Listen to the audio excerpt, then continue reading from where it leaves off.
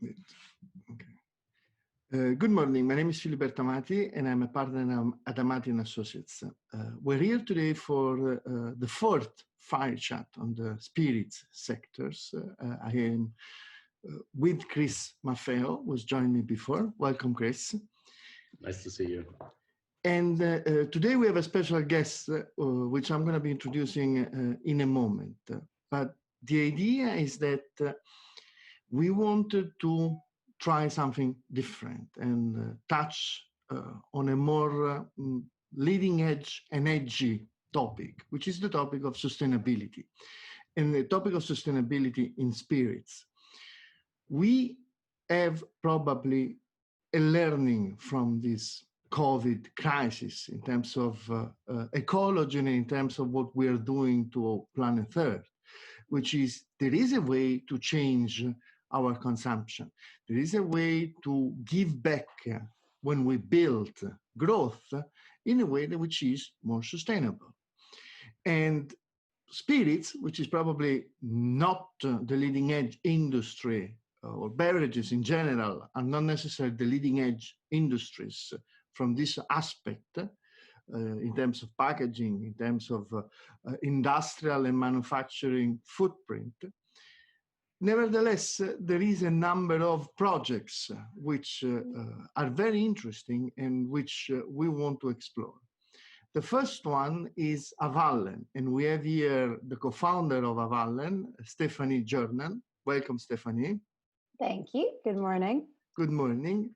And Stephanie has an impressive career in spirits. She's a former DGO, she's a former consultant. She comes from the marketing, communication, and product side. She was lastly a brand ambassador for Tanqueray, is that correct? And of course, she's worked on a number of beverages projects throughout the years. And then she decided to launch Avallen, which is a very interesting initiative in actually a very nuanced category, which is Calvados. So before we actually talk about the project itself, how is the sustainability situation in beverages and in spirits? Stephanie, what's going on? Short answer, Filiberto, is bad. We are definitely one of the worst industries when it comes to our sustainable approach to not just manufacturing and producing spirits, but also to marketing them. When we embarked on this project, my co-founder and business partner, Tim Etherington Judge, and myself, we actually asked a question, which I don't think anyone has really thought about, which is, what makes a spirit truly sustainable? You know, is it the recyclability of the packaging? Is it the logistics behind transportation and route to market? And our research told us, and it wasn't very in-depth research, it was top of the surface, it was quite quick to understand that 70% of a product's environmental impact is actually the raw material. It's what you make it from. And that's when you start to realize that our industry hasn't been paying close attention to the agricultural aspects of spirits production anymore. And if we go into any bar and sit down and look across the back bar, we have lost our biodiversity. We are almost exclusively drinking grains with some sugarcane. And, you know, in the case of Mexico, they've done very well in getting us all to drink their agave. Apart from that, we've lost all fruit spirits. So a follow-up question, how do you bring purpose in sustainability in spirits? I think you have to go back to a really start point, which is to ask yourself why. Why are you doing this? Are you doing it because you want to create a brand because it's cool and it's nice, or because you want to challenge a specific category? Well, what is your own personal purpose? For us, Tim, a very wonderful business partner, he is a vegan for 20 years, an eco-warrior. You know, he literally gets out of bed every day to make the world a better place. And he's done that through Healthy Hospo, which is his platform for a happier, healthier hospitality industry, which is very much taking care of the people in the back bar and in the bar industry. Whereas with Avalon, the approach was, well, actually, we really care about the planet. We care about biodiversity. Personally, I was raised in France. I had a wine background, and I care about terroir and the agriculture, and actually appellations. In the case of France, AOC, appellation d'origine contrôlée. When you come from the wine world, and it's the same, you know, in Italy and across all the old world producing regions, actually protecting these incredibly beautiful historical products with their rules and regulations, which are intended to produce high quality produce and actually also defend local economies, is something that gave me purpose. And together, that created Avalon. Thank you, terrific. So, Stephanie, I have a question for you. So, when I remember, like we've known each other for a couple of years now, and I remember when you told me that you were going to launch a Calvados, like my first reaction was like, Calvados, wow, this is a really peculiar Vintage. category. You know, to be honest, like I must have tried Calvados, you know, like a couple of times, like not more. And to build on your point about, you know, when you look at the back bar, you know, there is hardly anything else than, you know, grains or grapes, so to say. So what is the state of Calvados in 2020? You know, what brought you to create a Calvados, and what is trending in Calvados, you know, these days? Okay, so great question. And Calvados, as you say, is a tiny category, and it is actually in decline. And I'll tell you a little bit more about it in detail. But to answer the first part of the question around why Calvados, I think when you ask yourself that question around if 70% of the environmental impact is the raw material, then you have to go and look at what things are made from. And when we did this analysis, we looked at biodiversity, CO2 emissions, water usage, pesticide use. Everything basically told us that apples and ultimately the orchards and the apples and pears of Normandy were by far one of the most sustainable raw materials to make a spirit from. And it's down to the agriculture. You've got this beautiful permaculture where you've got, for example, cows that live in symbiotic with the trees and fertilize the land and bring in their set of insects. It's pesticide free. There is no irrigation. And all these things, you know, start to add up. Apples grow on trees. Trees are carbon sinks. And so once we understood that that's what it needed to be, we then started to look at Calvados as a category.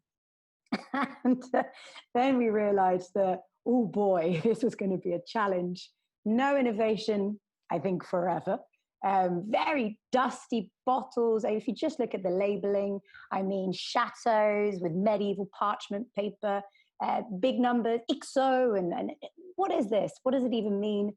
On top of which the liquids themselves were actually also all quite brandy-esque, very heavy. Because the category has been in decline, and actually global sales in 2019 were only 5 million bottles. Whenever you say million, it sounds like a lot, but I'm sure you know in spirits, 5 million bottles, not even cases. It's not a lot. And it's been declining about 10% year on year for the past 10 years. And so when you start doing all the degustation, you realize that actually they're holding on to some really old stock that they're not selling. That's going into younger blends. So even if you're having some of the younger stuff, the VSOP is still really heavy, really brandy-esque. We've lost the fruit. None of it tastes like apples or pears. And it's almost like they're trying to compete with cognac to an extent. And by losing, I think, the freshness of the fruit, Calvados lost its distinctive positioning and its unique selling point, which was fruit.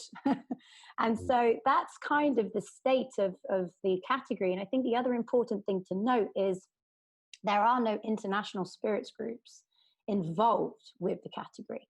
Aside from number one, which is a French player called La Martiniquaise, they actually produce and sell 50% of all Calvados globally.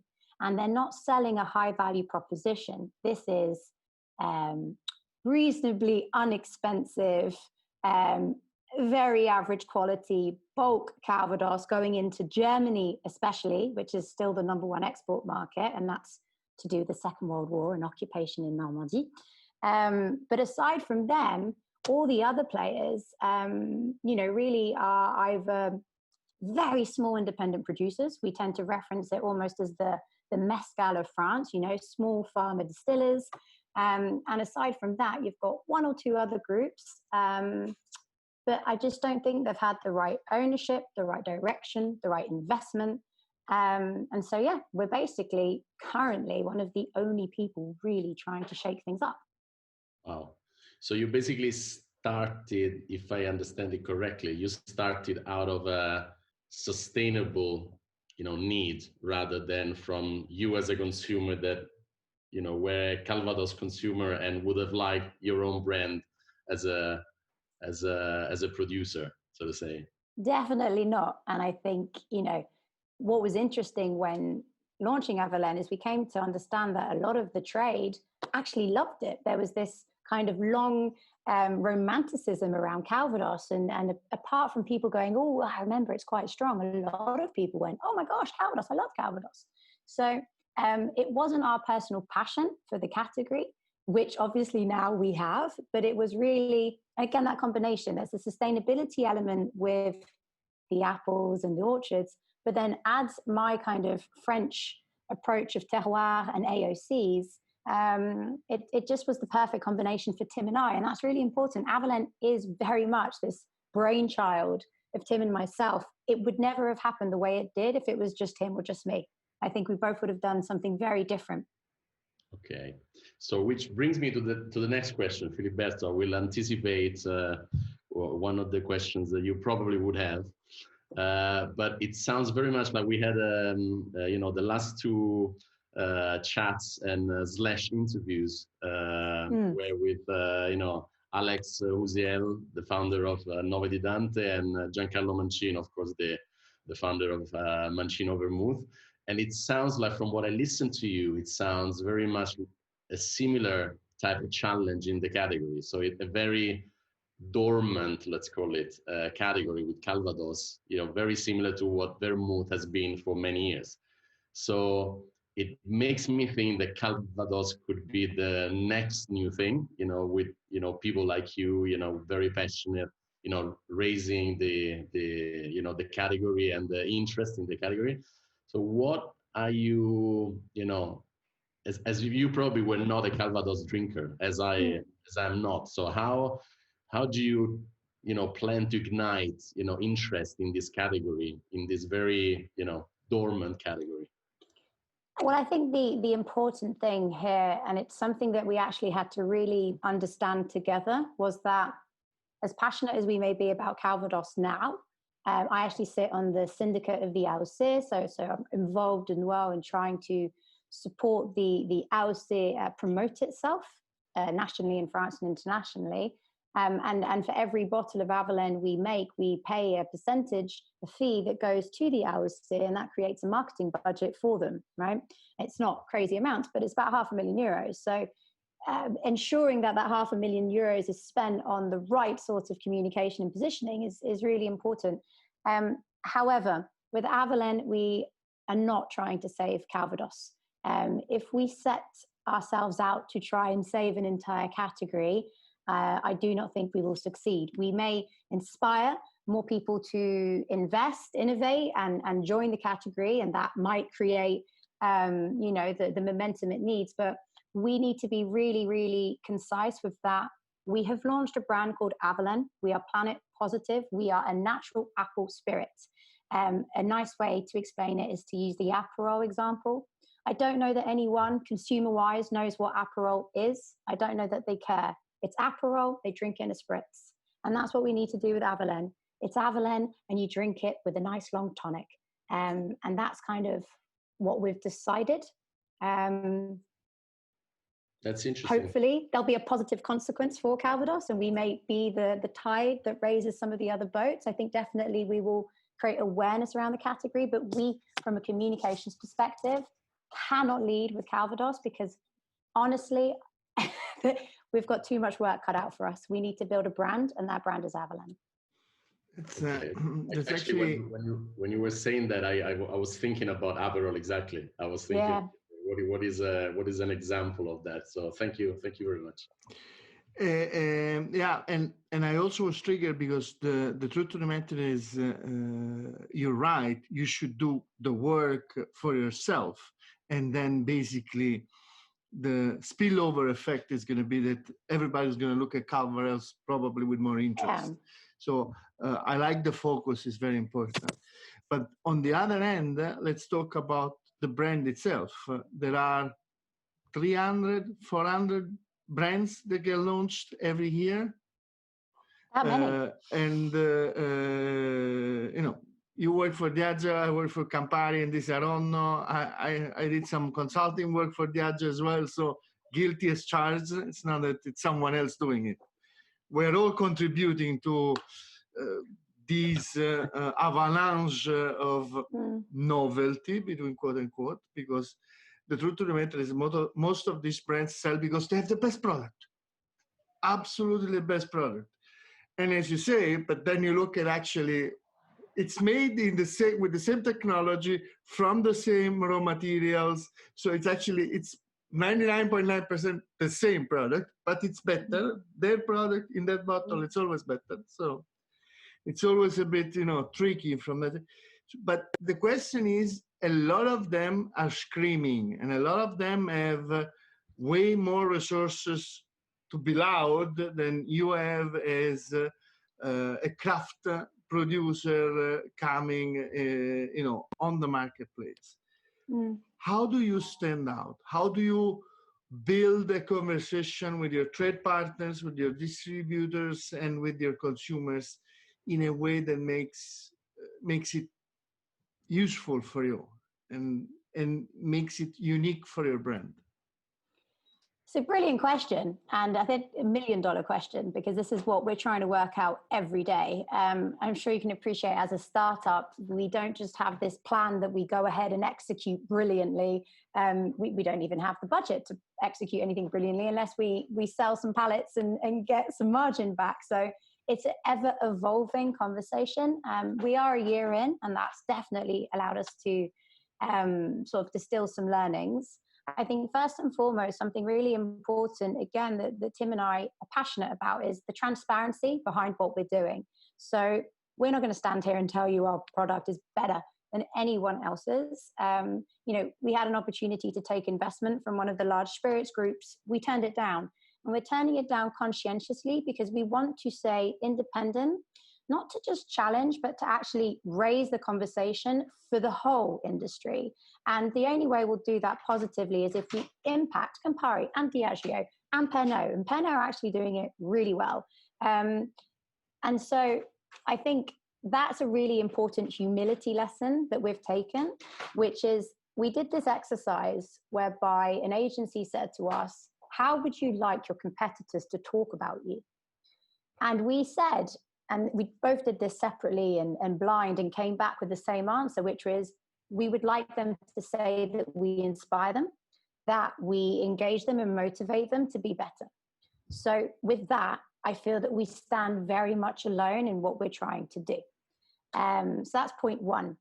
I think then point two, obviously we're in a category where no one's doing anything. So that makes quite an easy conversation, especially commercially, when you go into, a specialized store who might have a few Calvados, fine, that's a different conversation. But if you go into a retailer, I'll use the UK example of Ocado, which is, a very big e-commerce, but kind of supermarket equivalent that partners with Waitrose and Marks and Spencer's. Their buyer hadn't been approached by a Calvados brand in 15 years. So the conversation was quite simple. Oh, wow. And it's sustainable. Check. So again, we're somewhere no one's doing anything. I love vermouth, but there's a lot of innovation in vermouth, Right now, you would be up against quite a few people doing it quite well. So now we're alone. And so that's something we need to take advantage of. I think the last thing to talk about, again, is that commerciality behind it, which is none of the global groups own a Calvados, right? So when we start looking at menus and Pernod coming in and buying up the menu and Diageo coming in and buying up the menu. So sure, if they're pouring Tanqueray, they're not going to pour Beefeater. But again, neither one of them are working with a Calvados brand. So we can always just go under the radar and always pick up listings without needing to have, the power of the big corporate and the huge portfolio to actually do anything. So that's really important. But let me follow up on this and challenging you a little bit. Okay. Because, we talked about vermouth, and it's true that there is a renaissance of vermouth, but it's also true that, as we learned during one of our fire chats, vermouth is still used in, unbranded vermouth was still, or branded, monopolized vermouth by Bacardi Martini was still used in 30% of the cocktails in the cocktail culture. On the other hand, Aperol created its own cocktail, basically, by leveraging an Austrian/German tradition of the spritz, while at the same time, you're still there? Yeah.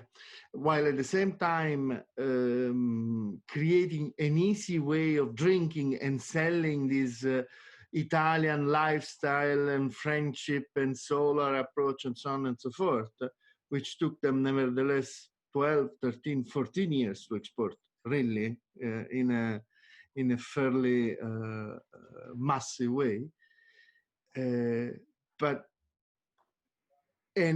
And it is true that from a consumer point of view, categories are less relevant because we see a lot of blurrification of categories. Low alcoholic beer, low alcoholic flavored ciders are entering in and fighting with the Coca-Cola, with the waters, with the alcoholic beverages. Nolo is emerging as a trend.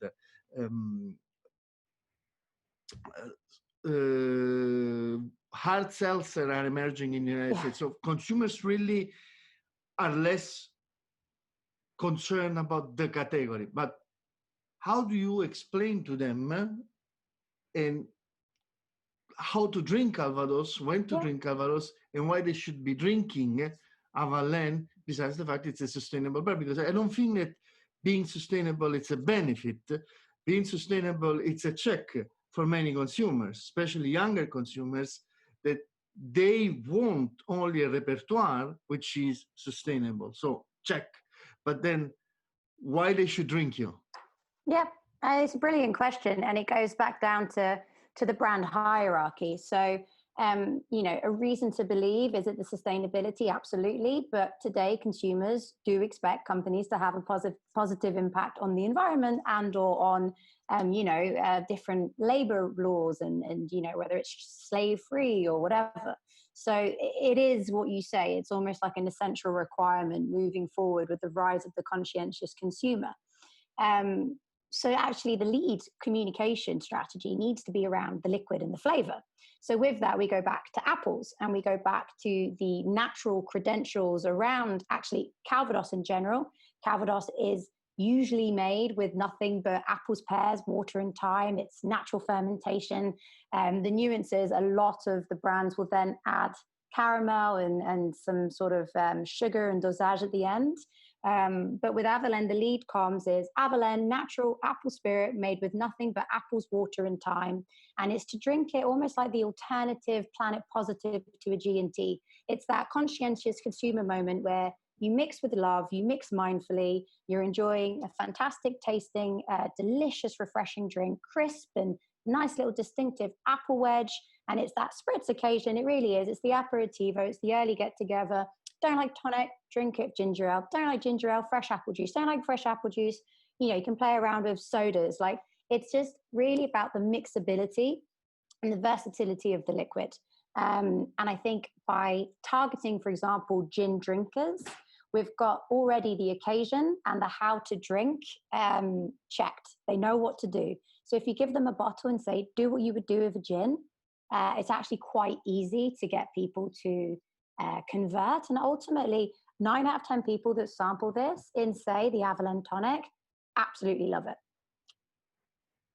So if I want to say, let's say, so what is the drink? What is the occasion? So you mentioned actually, like what I was thinking before, because I saw a lot of your communication. Like it's so your occasion would be let's say a challenge to the gin and tonic or a challenge to the Aperol Spritz. Let's call it in brackets. Yeah. Are consumer also drinking it, let's say, straight? or what would you say is the typical occasion in drinking the Avallen? That's the people that have drunk it straight are not people that would have interacted with the brand directly. It would have been because they bought Calvados and that's how they think you drink Calvados. Even though our labeling quite clearly says appeals to gin drinkers, shake it in a cocktail, mix it up with a tonic or a ginger ale. We recently did a kind of review with some consumers in the UK. We had 50 people who were given a bottle and we told them what to do with it and how to drink it. Didn't specify Calvados or anything like that. And all the reviews came back saying, wow, I never would have thought to have done that with a brandy. I had no idea that you could do that with a Calvados. Oh, on top of it, it's sustainable. Oh, the apples punch you in the face. Oh, it's delicious with a lime soda. And so I think that when you just give that basic indication of use it like a gin or drink it in a spritz, you've got the conversion in the consumption moment every single time. For now, a lot of the commentary is that, it's quite a summer drink, which yes, absolutely. So I think we need to make sure that we have a serve that works as well in autumn and winter, and maybe that is more ginger ale, or maybe it's, in hot cider punches or whatever that looks like. But ultimately, I really think that leading with this Avalon tonic, as simple as it is and as done as the tonic has been, tonic industry is booming. More and more brands are coming into the category. They are promoting simple mix serve consumption moments. Give a consumer more than 3 ingredients, they're not going to do it. So what we then have as something a bit distinct, and if I think back to the Hendrix moment where the cucumber was in everyone's drink, even people were drinking Tanqueray saying, can I have it with cucumber? I was like, yes. No, absolutely not. I think if we can do that same with the apple, whether it's a red apple slice or a green apple slice, but to create that kind of impact through that distinctive visual garnish, that could be really, really powerful. Aperol have done it with that bright orange color, the straw and the orange wheel. And currently, I don't see any brands really pushing the apple wedge as that distinctive garnish. So that's something I'm hoping might create a bit of, memorabilia around the consumption. Wow, that's very interesting. Very interesting. I mean, I'm a big fan of the ritual in cocktails. I think that's the only thing, or that's the first thing that consumers see at the bar, and it needs to be, of course, easy executable by the bar staff. So if I get it right, there's like 2 worlds coming together with Avallen. So there's the old, let's say, old mindset of Calvados straight drinker, almost as a cognac. Of course, it's not a cognac. Yeah, digestive after dinner. Exactly. Yeah. So it's a little bit like I like to make comparison with Filiberto. It's always with this blurring and blurification about brands. It's almost like there's this old way of calling it. It could be like bitters, for example. They've been. Yeah. We're both Italians with Filiberto, and we know it was the only occasion was a digestive, and it was like an old bottle in the back of the bar of a restaurant that would probably leave you the bottle on the table and walk away and drink as much as you want. It's fine and it's cheap. Mm-hmm. And then there's the new generation, so to say, that is the mixer. So you don't treat it as a Calvados. Yeah. You treat it as a apple-based spirit, which is sustainable and which is the perfect refreshment for your mixer, as much as you want to have it, for tonic or whatever, ginger ale or you name it. So this brings me to another question, like a stream of consciousness. There's a lot of these hard, we mentioned, I think Filiberto mentioned before, the hard seltzers, and the no-low, the no alcohol, low alcohol, ciders, when I think of apples, I think of ciders. What is the sweet spot of Avallen in these, changes in the market? It's a great question. And, if you talk to anyone at Diageo, I think about 50% of their brands in their Distill Ventures portfolio is a no. So no seems to be where it's at from an investment perspective. Low is where it's at from a consumption moment. However, I think the bigger movement is actually, this word mindfulness, because mindfulness is about understanding what's in your glass. It's about drinking less, but better. It's about understanding provenance, production, authenticity, ingredients, craftsmanship, and all the rest. We can be mindful in everything that we eat, everything that we drink, everything that we buy. So if I take that even as a bigger stance than sustainability, because sustainability seems quite focused on environment and planet, right? And it's maybe not talking so much about the human aspect of employment and all the rest. So if we go to this big arch, which is mindful drinking, and it makes me think of my good friend Camille Vidal, who's got La Maison Wellness, and she does more no and low, but she's done some work for Avalon because she said, actually, this makes sense to me. I want to bring mindful drinking to consumers, which is about making them care about what's inside their glass in a more mindful way. So if I look at it that way, I don't see that we are in a bad position versus no and low. I think we are a purposeful, mindful brand, which is natural and delicious. Hopefully, we'll be okay. Thank you. Thank you. So earlier you mentioned that there was a moment where one of the big group was interested in investing, and you said no, you wanted to have your independent. But you now are looking into raising some funds, and in a fairly, let's say, creative and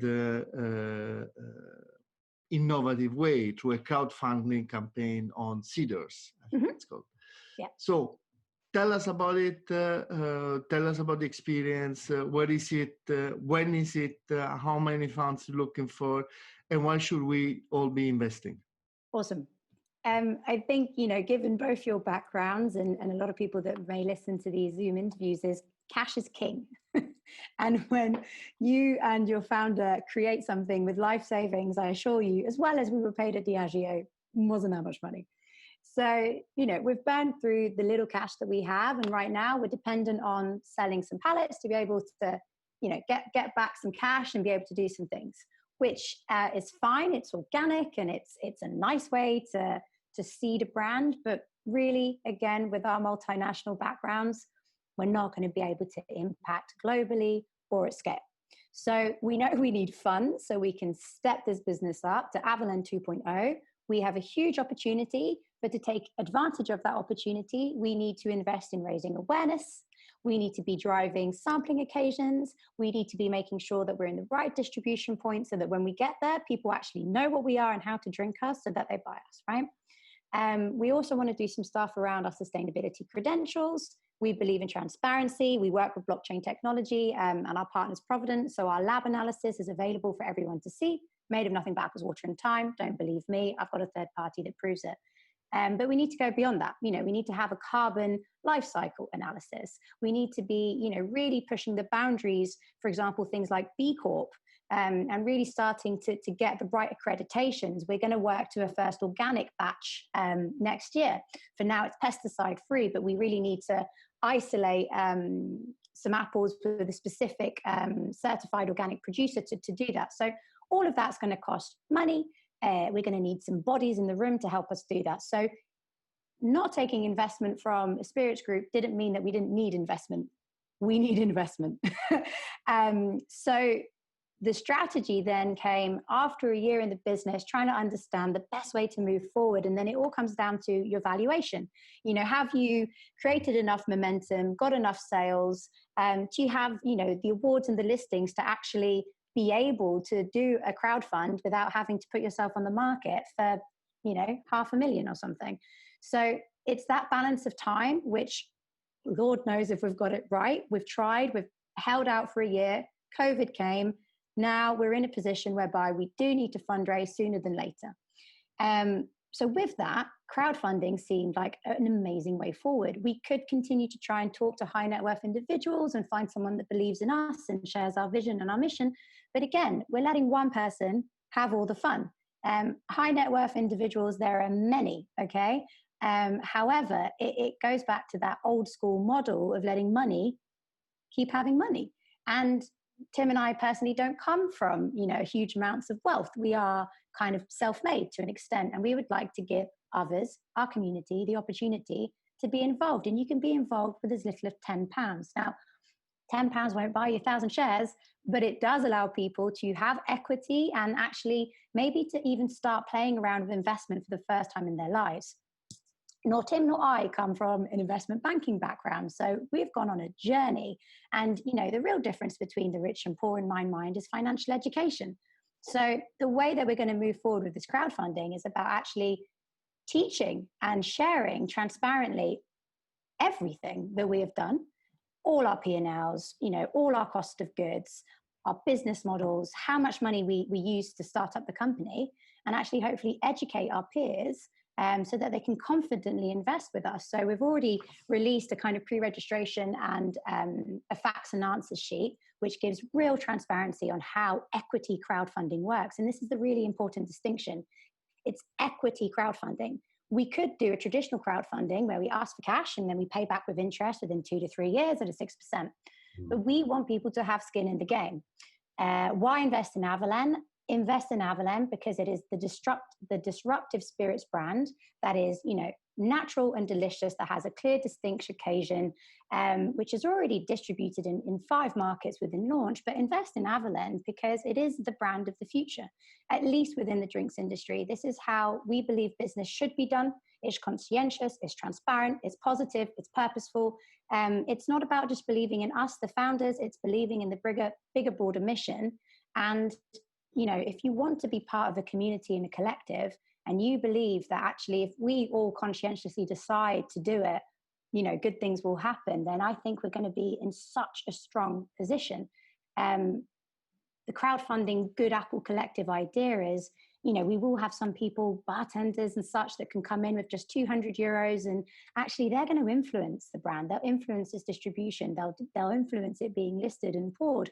But we'll have some slightly higher tickets, and that could be €5,000, €10,000. And then those people, probably will be part of, strategizing, and we'll probably invite people to sit around the table. And if we can get all these bright, amazing minds working on this collectively, I think you've got something really special. The exchange of that is for us giving up sort of 10% equity at this current stage, and we're small, so it's not the highest of valuation. We're going to go on the market at about £2 million valuation for the company. So 10% equity for €250,000 is sort of what we're looking at. Wow. Thank you. Interesting. Different. Maybe crazy, but let me. I would say inspiring. I wouldn't use crazy. I would say inspiring. It was about time. It was about time. Absolutely. And when are you going to launch the actual crowdfunding? I've registered to the pre. Yes, our pre-registration. You should have received a few communications from us. The pre-registration is really exciting. Basically, that just allows us to get some names and some emails and might have this much to invest in it. So then we can take the time to one-to-one, and anyone that wants, to speak with us, to go through all the numbers, we're happy to take the time to do that, of course. But the pre-registration has been super insightful because we have felt hugely validated. We've got some incredible names, including yours, Chris, but people of the industry that are kind of sort of saying, hey guys, yeah, it's quite good what you're doing. And well, yeah, I'd quite like to be involved. And that's great. That makes us feel less crazy. So that's the starting ground for the pre-evaluation. We were hoping to launch next week, 14th of July, le 14 juillet, jour de la révolution. So this is the revolution of spirits brands. But we're just holding out for something which is called the ESI. So it's specific. If we look at the split of potential investors, we've got about 65% in the UK and the rest kind of coming from broader Europe. But we have been advised that it's really important to have this specific thing for the UK so that they can offset it against tax. So because Tim, my business partner, is based in the UK, as a director, we are able to apply as a company to have this tax allowance. And it just makes investing even more interesting for those UK guys. So that's just the one thing that we're holding off. We're going to be arranging some live Q&As. We'll be doing several series, again, speaking super transparently about everything. So hopefully The higher tickets, 5, 10, 15 and above, these people I think will phone us on a one-to-one and we'll really go through the plans and take some considerations on board. But for anything below that, it's about educating as well. So that's going to be a big focus during the campaign, which will run for about 40 days. So I expect till the end of August. Okay. Actually, Stephanie, I have another question that I always wanted to ask you, but I actually forgot until now. Okay. Bees. Yes. So I've seen, a lot of communication, from your side about bees. And I remember actually my wife just sent me a picture of my daughter in the countryside here in Moravia in Czech Republic with, in a bee farm. And I remember back in the days, like a few years back, the managing director of Europe of SAB Miller in her free time in the UK, she was raising bees. She was beekeeping. Amazing. Beekeeping, yeah. Sorry about the. No, it's good. Raising bees is fine. And then I remember, for example, when I went to Finland, to Helsinki a few years ago, at the Savoy restaurant, the one designed by Alvar Aalto. Yeah. The roof. I mean, they are on the last floor of this beautiful building, and on the last floor on the roof, they were actually, beekeeping. As you said. So what is it about, and what is the connection to Avallen in this journey? So the be positive it's quite straightforward, but it's actually got quite complex because within the messaging, people go, but is it made from honey? Yes, so basically, so we need to understand how to communicate this on better, right? But let's just take it as a basic platform. Be positive is about being the best you can, right? So it's be positive in all your business decisions, your marketing culture, the weight of your bottle, the quality of your liquid. So it's that positivity around what we're doing. But ultimately, it came down to the fact that when looking at our sustainability equation, I come from wines. I love my grapes, but it was about the importance of pollinators. And so if you look at how vital bees are to the survival of the human race, it is mind-blowing. Without bees, we don't have apples, but without bees, we also don't have tomatoes, and we don't have coffee, and we don't have limes, and, we just have nothing that we love, and we're left with a world of grain. And, bread is fine, but if you have nothing to put on it, then, what are we eating? So we really, really, really wanted to promote, we call them fuzzy little winged warriors. But there's a clear distinction in the work we do with bees than, say, beekeeping. Now, there are thousands of species of bees, but us as a human race, we have all loved the most the honeybee. The honeybee is the one we've domesticated, and the honeybee is the one that we can commercialize. The honeybee makes us money. We can sell honey and all the derived products. Our focus is the wild bee. And the wild bee is the one that goes off and does all the hard work. And literally, we are just killing them with pesticides and urbanization, lack of habitat. There's no wild meadows left. And so with this actual vital little creature in our supply chain, because they are workers, right? If they do not go off and pollinate the 700 flowers on an apple tree, there will be no crops. So it felt to us like, something we were passionate about, and that it was a kind of, it's just Tim and me. How are we going to go save the world? Okay, well, let's set aside 50p of every bottle and find the right associations and partners that we can work with and maybe fund their good work. And let's start that way. So that's the be positive. Again, as we move forward and we grow this company, I would love that to become a trust fund. So again, for 50 cents of every bottle, we create that bucket of money, which sits with us. And then we hire the e-positive expert who's in charge of, funding local projects, which are about biodiversity, for example. And it can go above and beyond the bee. But the bee just felt like the easier, tangible consumer story at the current life cycle I think we're in as a society. So that's the bee. But the bee can be confusing. Plus, that way I get to be called Queen Bee, and I can call Tim a worker bee, and we quite like that. Nice. So, and touching wood 5 years' time, you have achieved what you wanted, everything is going the way you want on Avallen. What next in terms of projects and products? What do you envision to be the next category, the next biodiversity element? Where is the long-term vision?